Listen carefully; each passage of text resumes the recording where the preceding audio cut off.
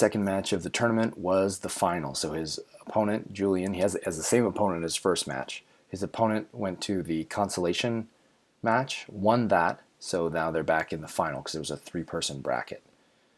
So now they have the final. He has a match against the same opponent that he defeated previously, and his opponent has had an extra match. So he's got a pretty serious energy advantage at this point. His opponent must be more tired than he is, although he's quite tired too. He had a full 5-minute match not too long ago. And he pretty much repeats the first match quite well. There's a slight difference here because his opponent knows what happened in the first match. And so you'll notice his opponent is trying to keep a much more upright posture. So Alex was still succeeding at getting that double collar tie and pulling his head down, but you'll notice Julian has this very upright posture now. I mean, Alex does too here because he's also trying to resist the collar tie. And that's one of the positive side effects of this heavy on the head strategy is not only do you get your opponent tired, but you also force them to make postural mistakes because they don't want their head pulled down. Now, when someone's really upright, their legs are much more exposed. So that's something that I would like to see Alex take more advantage of here as he sees his partner being really upright. You can try very lazy shots. You can simply push with one arm on the shoulders to push him back a little bit, get his weight on his back foot, whichever foot that is, and then with your lead arm, reach down and scoop up behind the knee, whatever knee is in front of you. Now, that's not always going to work, but it's a very low-risk attack with a possibility of a high reward and hardly any risk to it. So here he's working on pulling the shoulders down, and he can just switch that to a push, and as he notices his partner pushing it up, he can push on the shoulders, and like this might be a good example here, where his partner's completely upright, he's moving back, his shoulders are behind his lead foot. This would be a moment where Alex could push with his right arm, and his left arm could reach down and scoop up the knee here. Now, of course, easier said than done. Sometimes, especially when you have a large opponent, you don't necessarily want to risk having your shoulders go lower than theirs because you don't want to carry any of their weight. But that's a bit of a missed opportunity as a result of his opponent posturing up really hard. However, still a successful idea to pull on the head here. His opponent goes for a shot. This is, let's go back here. We see Alex defending the shot. Alex has really good, from the previous match and this match, really good sprawling with his lower body, but I'd like to see more intelligent frame sit up with the upper body. If his opponent had more energy here or had a little bit of a better position with his upper body a little bit more, or rather his lower body under his upper body a little bit more, he might be able to capitalize on these entries. So right now, Alex doesn't see, we see he didn't have an underhook, he didn't even have a whizzer with his right arm. That arm is not in a great spot. The collar tie was useful, so that was a good use of that.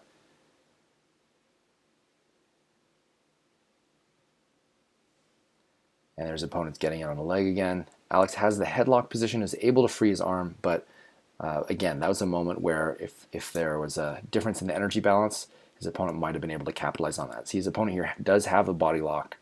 Alex has a wide base of support now, but his opponent is very close to lifting him up and tipping him back.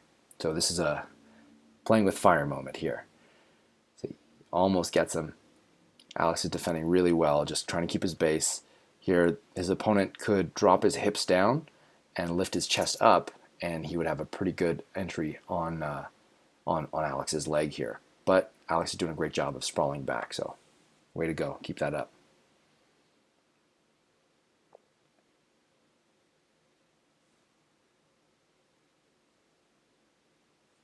So because Alex is being so disciplined with his collar ties, his opponent is forced to take an over tie, which is sometimes a useful grip. It's often considered not as good as a collar tie, but Alex has the collar tie here. You can see it from this angle, and his opponent has his arm around the outside, which can still be used, but Alex has a double inside position now with the collar tie with his right arm and the bicep tie with his left arm. So that's a good spot to be in.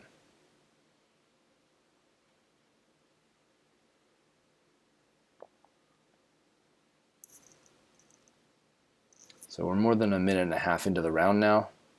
His opponent tries a shoulder throw, which is really hard to do without the gi. I mean, this is the type of thing that works a lot better with the gi.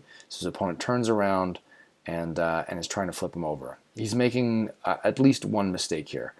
The one mistake that I see that's very obvious is he's trying this, but Alex's weight is not on top of him. So in order for him to successfully do the throw, he needs to get his body underneath Alex's to be able to do the throw. So he starts it, and as he does it, Alex was not on top of him, so he kind of just slides down with him, but stays behind him instead of flipping over him. And as a result, he just ends up on the ground with Alex on top.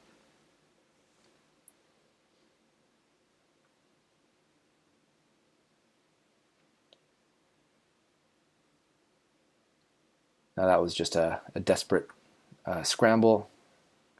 Not much to say about that. So this was a really cool example of trying to capitalize on weak base. So here Alex notices his partner getting up, and he's got a side body lock on him. Even though he's low to the ground, he notices that his partner doesn't have any base of support over here in this direction.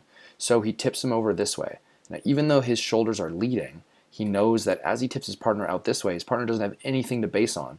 And with the underhook position, with that inside control, he'll be able to switch his hips and come up on top. And so that's what he does. He does that body lock, takes him down to the area where he doesn't have any base, switches his hips to go belly down, and then his opponent is trying to get his back off the mat. His opponent clearly does not want to play guard, is interested in standing up and playing top, and Alex capitalizes on that back exposure to go from that side turtle position again. Now his opponent's doing a good job there of defending the turtle. He's got his arm out to the side so that Alex doesn't go behind. So that's a good job on his part. And then from here he builds up his base again and is able to return to a standing position or close to it. We'll see what happens next. Alex goes back to the front headlock. From here, I would love to see Alex putting more pressure in the direction of his feet and downward. So right now this knee is carrying quite a bit of weight. So if he went off of this knee and onto this foot in the same way that he's on this foot, he'd be putting more pressure down this way. And then as his opponent's trying to resist, he can kind of back up and keep slinking down. Now we notice here his opponent is resisting that movement in that direction, and his hips are behind his feet. So his feet are based here, and looks like his hips are a little bit behind that line of his feet. So from this headlock position, when you notice your partner posturing up and pulling back, that's a cool moment to switch to either an ankle pick or switching into a double. The ankle pick would be the path of least resistance, I think, and a very low risk. So you could consider that as a follow-up. But Alex stands up, his opponent's trying to posture and free his head, and that was just cutting the angle beautifully there.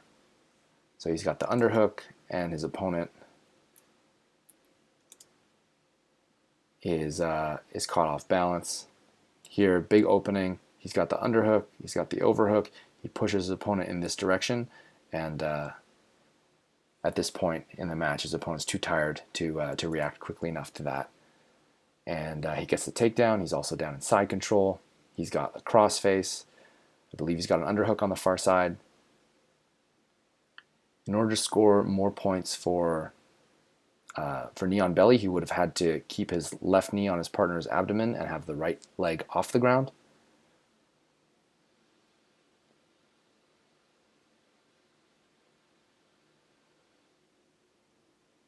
Now, because they went into half guard and then back to side control, that's a 3-point move for Alex for guard passing.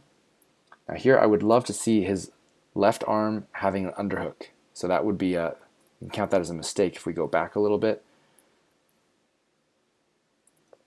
A little bit more. Okay, so here he passes the guard, and then at this point his goal should be to reset. We can't see it from here, but his left arm doesn't have an underhook. So he'd either want to get that underhook or walk his hips all the way around to north-south. Because if he keeps letting his partner have that underhook, he's got a chance to get up, which is exactly what his opponent tries to do. So he blocks the crossface, he reaches around with his underhook, eventually he's just trying to defend the Americana, and then now he's capitalizing on his underhook, he's getting up to his knees. Now luckily Alex, so here he got up to his knees, Alex was able to reach around and get what looks like just double overhooks and use those to take his partner off balance. He's able to do this because his opponent's hips are not under his shoulders, whereas Alex does have that alignment. So it's who's out of position, his opponent is out of position reaching, and Alex is able to capitalize on that and bring him back down.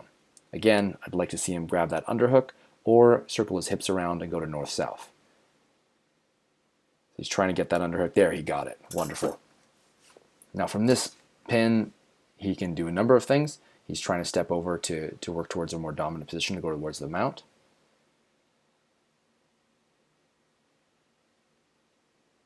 And there he gets it, stepping over to the mount.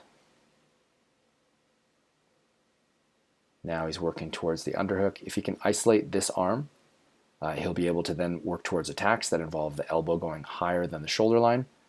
His opponent's able to pummel his legs in. Again, this is something that Alex could do better, is be a bit more active with his legs in the mount control. So right now his feet are pretty passive and just lying on the outside of his partner's feet. I'd like to see those feet either grapevine, so hooked on his partner's shins, or tucked under between his partner's thighs. He could even cross your legs. It's uncomfortable to cross your legs under your partner's body, so usually they end up kind of near their bum, and you can cross your ankles there, or just keep your feet close together, and that's a way to prevent your opponent from having inside position with their feet, which can eventually lead to inside position with their knees, which can eventually lead to them getting their guard back, which is exactly what Julian does. You see here, he starts to get his leg close to the ground, and then I think he just creates movement with a bump. There it is. The knee comes underneath, yeah. So that would not have necessarily happened if Alex had been more disciplined with his foot position in mount. But still in a fantastic position here. Chest-to-chest half guard, flattened out with an underhook. It's a good place to be. 1 minute remaining, 9-point lead.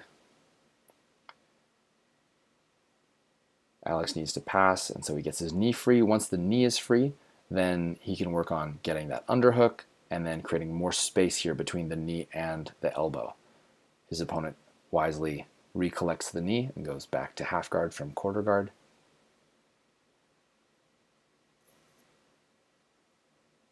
And there, yeah, Alex capitalized on it. You can see it right here where his opponent moves, and right almost there, there's nothing holding this leg in place anymore. So Alex has the pick. He can either bring his leg back into this side for side control, or what he opts to do is bring it over this side for mount, which is a little bit harder to do in moving it over this way. It's a bit further, it would seem, because he can't just switch his hips and kind of backstep to side control, but he does it over here, steps over, and finds his way back into mount.